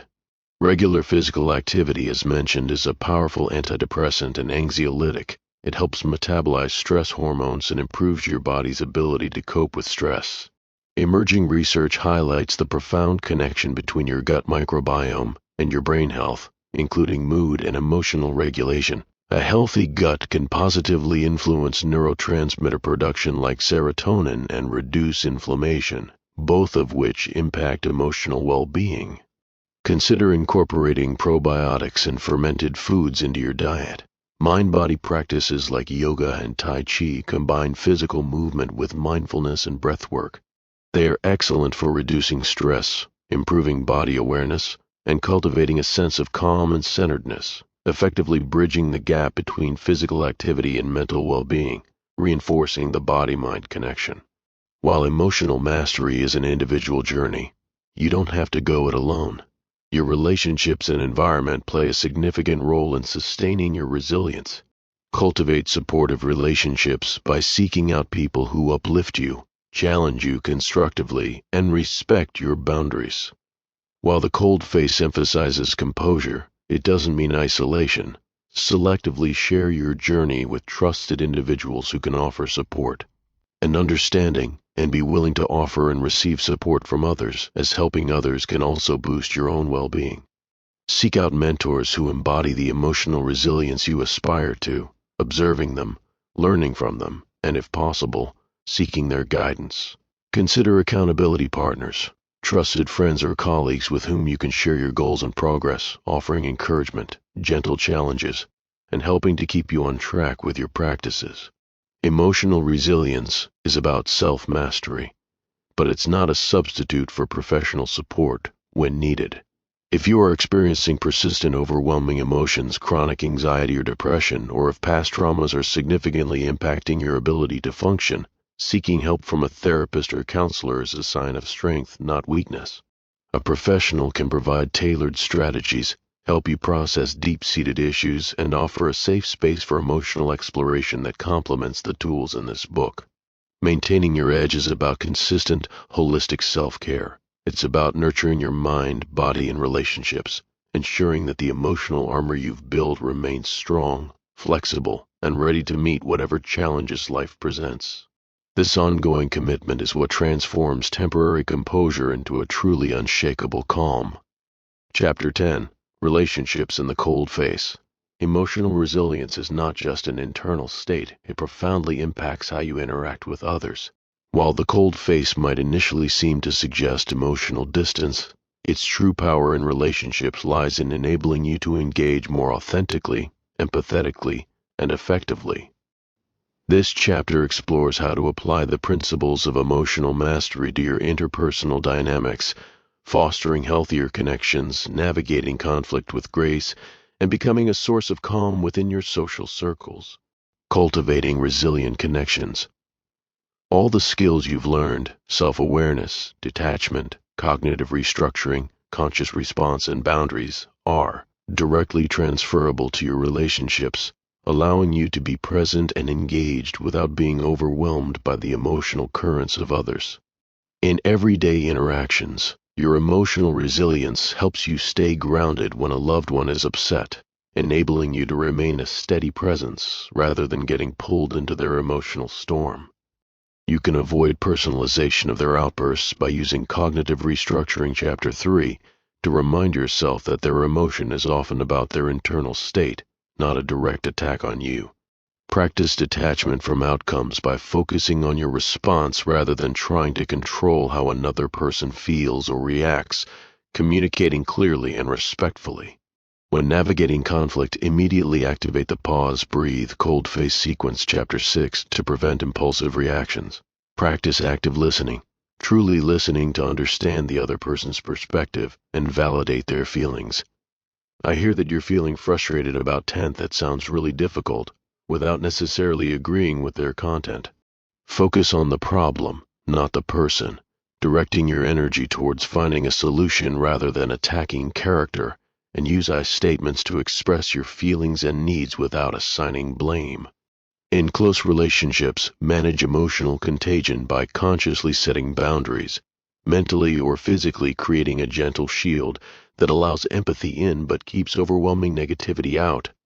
If you feel yourself absorbing another's stress, subtly employ a grounding technique, Chapter 6, or a self-soothing strategy, Chapter 3. Recognize your limits. It's okay to step away from an emotionally charged conversation if you feel overwhelmed, stating, "I need a few minutes to gather my thoughts, then I'd like to continue this discussion." The art of empathetic detachment is paramount for healthy relationship dynamics, allowing deep connection without losing yourself in another's emotional state. True active listening involves giving your full, undivided attention, putting away distractions, making eye contact, and showing you're listening through nods and a calm, attentive, cold face. Periodically paraphrase what you hear to confirm understanding. So, if I'm understanding correctly, you're feeling X because of Y, is that right? And ask clarifying questions. Can you tell me more about that? This is empathy without absorption.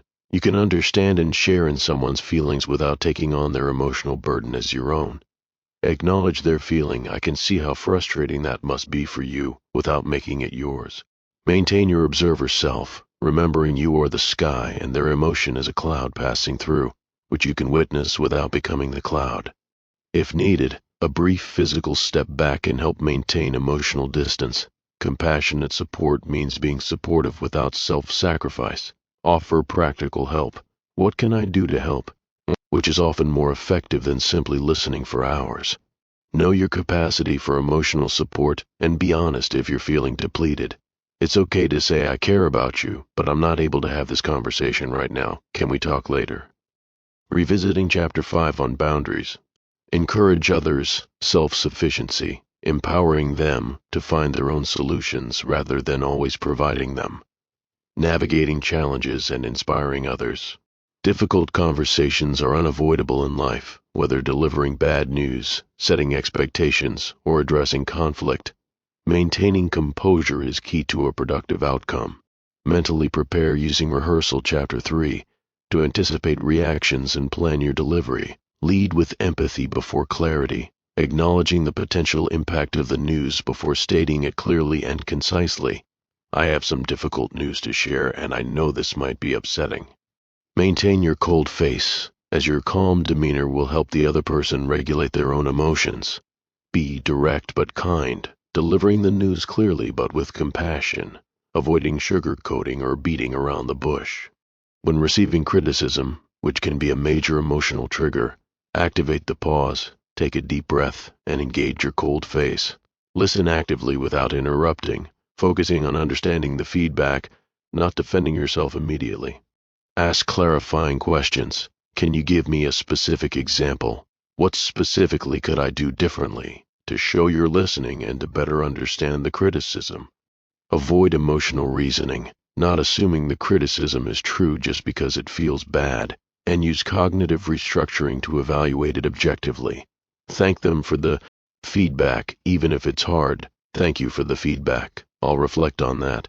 Signaling maturity and composure. When an argument turns into a shouting match, composure is your most powerful tool. Be the calm in the storm. Your unwavering cold face and steady presence can act as a circuit breaker. Lower your voice and slow your speech, a subtle but effective way to invite the other person to match your calm. Suggest a timeout. It seems like we're both getting heated. Let's take 15 minutes to cool down and then come back to this from Chapter 6. Refocus on the problem. Can we try to focus on the issue, not on attacking each other? And emphasize shared goals. We both want to resolve this, right? Let's find a way forward. Your closest relationships are where emotional triggers are most potent, but also where your emotional resilience has the most profound positive impact. Your composure is contagious. By consistently modeling calm, thoughtful responses, you subtly influence the emotional climate of your home and social gatherings, becoming a calm anchor for your loved ones. You don't need to lecture your family or friends about the cold face. Simply by demonstrating its principles in your daily interactions, by pausing before reacting, by setting healthy boundaries, by responding with empathy and clarity, you become a living example of emotional mastery. Children especially learn emotional regulation by observing their caregivers. Maintain realistic expectations. Understand that loved ones will have their own emotional struggles. And while you can support them, you cannot fix them or be solely responsible for their happiness. Ensure that emotional support is reciprocal. If you find yourself consistently being the emotional dumping ground without receiving support in return, revisit your boundaries. It's also okay to communicate your own needs for quiet time, space, or a break from emotional intensity. I love you, but I'm feeling a bit drained right now and need some quiet time. By consciously applying the cold face principles to your relationships, you transform them.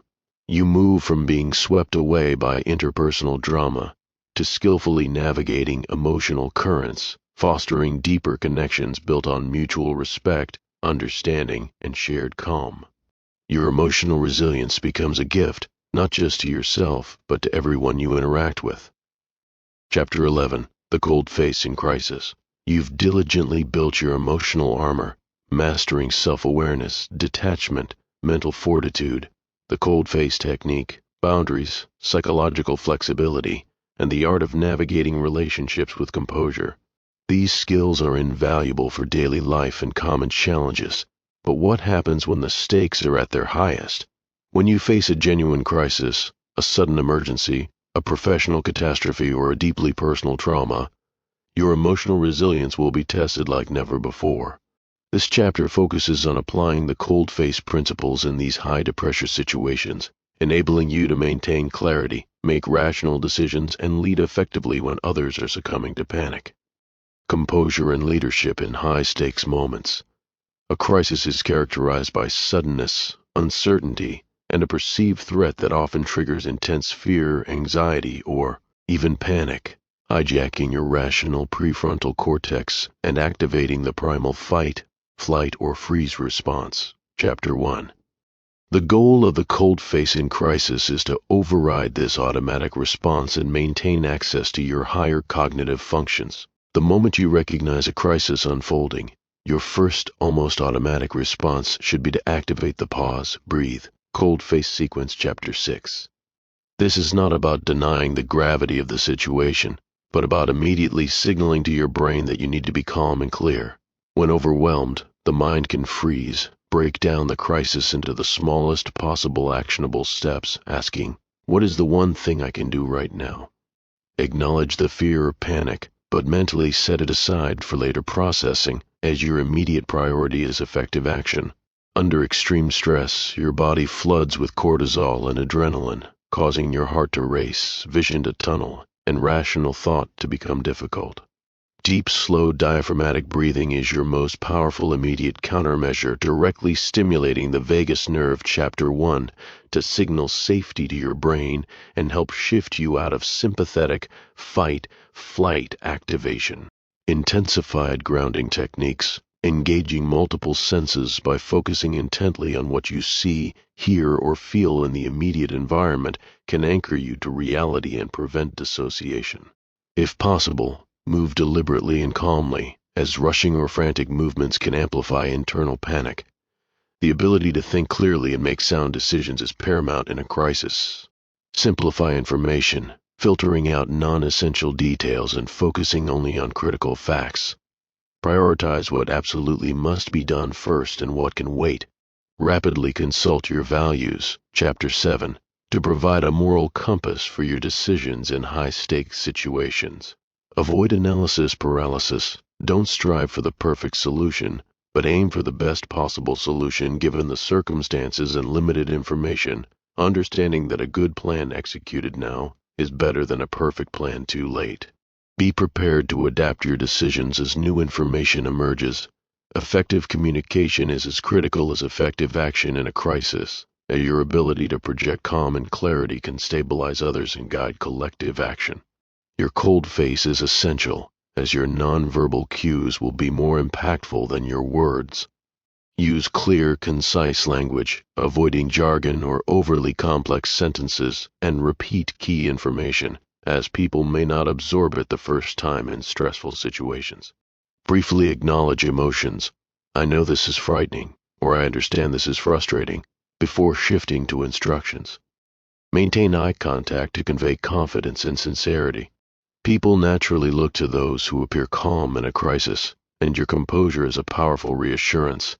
Be the anchor, preventing panic from spreading by focusing on actionable steps and solutions rather than dwelling on the problem.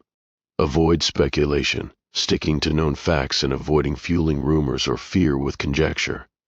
Most importantly, model the desired behavior. If you want others to remain calm and follow instructions, you must embody that yourself. Under uncertainty, trust your training, leverage available data, and be decisive, ready to adapt as needed. Recovery and learning from adversity. The immediate crisis may pass, but its emotional impact can linger. True resilience includes the capacity for recovery and integration of difficult experiences. Once safety is established, allow for emotional processing of the emotions that were suppressed during the crisis through journaling, talking to trusted individuals, or seeking professional help. Chapter 9. Normalize reactions. Understanding that intense emotional responses, shock, grief, anger, anxiety, are normal to abnormal events. Don't judge yourself for feeling them. Practice self-compassion. Chapter 5. Being exceptionally kind to yourself during this time. Avoid re-traumatization by limiting excessive exposure to news or discussions that re-trigger the event, as unprocessed trauma can lead to long-term emotional and psychological issues. If applicable, participate in formal debriefing sessions, or create your own informal debrief with trusted individuals, as this structured process of reviewing the event helps process the experience and learn from it. Reestablish your daily resilience practices, meditation, exercise, healthy sleep, as quickly as possible, as structure provides comfort and stability. If symptoms of trauma, for example, flashbacks, nightmares, severe anxiety, depression persist, do not hesitate to seek therapy. Self-care is not a luxury, it's a necessity for recovery.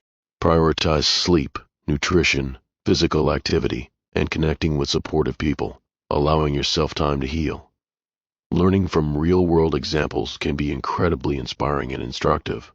Consider historical figures or professionals like Captain Chesley Sullenberger's Sully, whose calm demeanor and decisive actions during the miracle on the Hudson plane landing exemplify the cold face in crisis.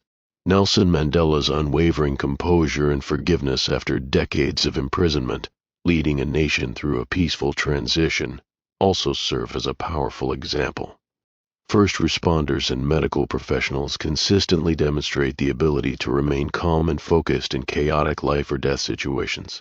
Entrepreneurs facing business failure who maintain their composure, learn from setbacks, and pivot successfully also illustrate this resilience.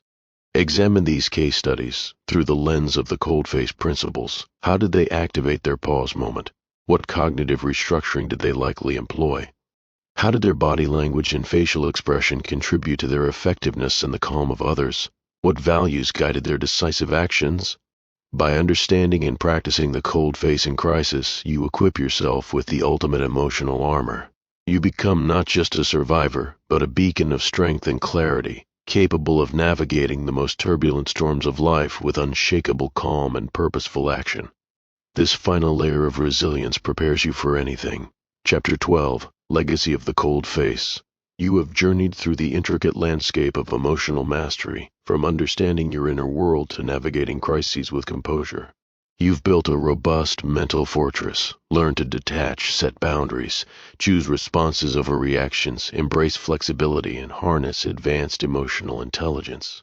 This final chapter is not about new techniques, but about the profound long-term impact of integrating the cold face philosophy into your life.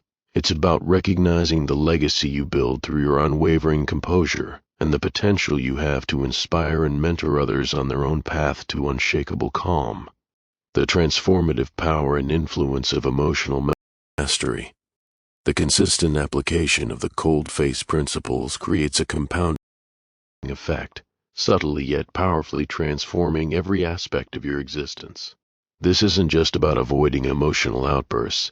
It's about cultivating a deeper, more sustainable sense of well-being. You will experience enhanced inner peace as reactivity diminishes and the constant churn of anxious thoughts or resentful feelings subsides, replaced by a quiet confidence and inner calm. Clarity will increase significantly as your mind is no longer clouded by intense emotions, leading to sharper thinking, more logical reasoning, and greater insight, which translates into better decision-making in all areas of life. Your effectiveness and productivity will rise as energy previously wasted on emotional drama or rumination is now channeled into purposeful action, allowing you to focus on tasks, solve problems, and achieve goals with greater ease. Relationships will flourish, built on a foundation of respect and calm, as your ability to communicate calmly, set boundaries, and offer empathetic detachment transforms your interactions, turning conflicts into opportunities for growth rather than destruction. You will attract healthier connections and deepen existing ones, becoming a more reliable and respected presence for those you care about. Improved physical health will follow from the sustained reduction in stress and anxiety, facilitated by your emotional resilience, leading to lower cortisol levels, improved sleep, and a more balanced nervous system, all contributing to better overall health and vitality. Ultimately, the cold face leads to a profound sense of well-being, not just fleeting happiness, but a deep, abiding contentment, purpose, and inner strength that sustains you through life's inevitable ups and downs. As you embody emotional mastery, you naturally become a source of inspiration for others. The legacy of the cold face extends beyond your personal transformation. It becomes a gift you can offer to your community and the world. Without even trying, your composed presence will stand out in a world often characterized by emotional reactivity. People will gravitate towards your stability, seeking your counsel or simply finding comfort in your presence. You become a quiet leader, demonstrating what's possible through your actions. This is the most powerful form of mentorship, consistently demonstrating the principles of the cold face in your own life. When a friend is struggling, instead of giving unsolicited advice, gently ask questions that encourage self-reflection, such as, "What are you feeling right now?" Or "What's within your control in this situation?" Or "What's the most effective next step?" If appropriate, recommend tools or concepts that have helped you. Offer the empathetic detachment you've mastered, allowing others to express their emotions without judgment or absorption. With great power comes great responsibility. Your emotional mastery is a powerful tool, and it is crucial to use it ethically and for the greater good. Use your influence to calm situations and foster understanding, rather than to control or exploit others. Inspire others by sharing your journey and insights from a place of humility and genuine desire to help, not from a position of superiority. Every act of composure, every thoughtful response, every healthy boundary you set contributes to a more emotionally intelligent and resilient collective, thereby contributing to a calmer world. The ongoing journey, lifelong mastery. The world will continue to evolve, presenting new challenges and uncertainties. Your journey with the cold face is ongoing, a continuous process of adaptation and growth. The core principles of awareness, detachment, and intentional action are timeless and universal. As new technologies emerge, new social dynamics arise, or personal circumstances shift, you can always apply these foundational truths. Your resilience is not a static state, but a dynamic capacity to adapt and grow. There is no final destination in emotional mastery. There will always be new layers of self-awareness to uncover, new triggers to understand, and new opportunities to refine your responses. Embrace this as a lifelong pursuit, a continuous unfolding of your potential. Let this book be a catalyst, not an endpoint. Continue to learn, practice, and apply these principles, and as you grow, consider how you can contribute to a more emotionally resilient world, one calm, intentional response at a time. Conclusion. You have now completed the core chapters of The Cold Face, Mastering Emotional Resilience. You have embarked on a profound journey of self-discovery and empowerment. Emotions are signals, not masters. Detachment is not indifference, but freedom. Your mind is a fortress you can build and defend. The cold face is a powerful tool for internal calm and external composure. Boundaries protect your energy and self-respect. Choose response over reaction. Create the space. Psychological flexibility allows you to live by your values, even in discomfort. Emotional intelligence is a skill to be deepened and shared. Consistent practice and holistic self-care maintain your edge. Your composure in relationships and crises transforms outcomes. Remember the transformation contract you made with yourself. This is just the beginning. The real work happens in your daily life, in the small moments of choice. Be patient, be persistent, and most importantly, be kind to yourself. Life will always throw curveballs. Emotions will always arise. The goal is not to eliminate them, but to dance with them skillfully. The cold face is your partner in that dance, guiding you towards a life of unshakable calm, clarity, and profound purpose. You have arrived at the culmination of the cold face, mastering emotional resilience.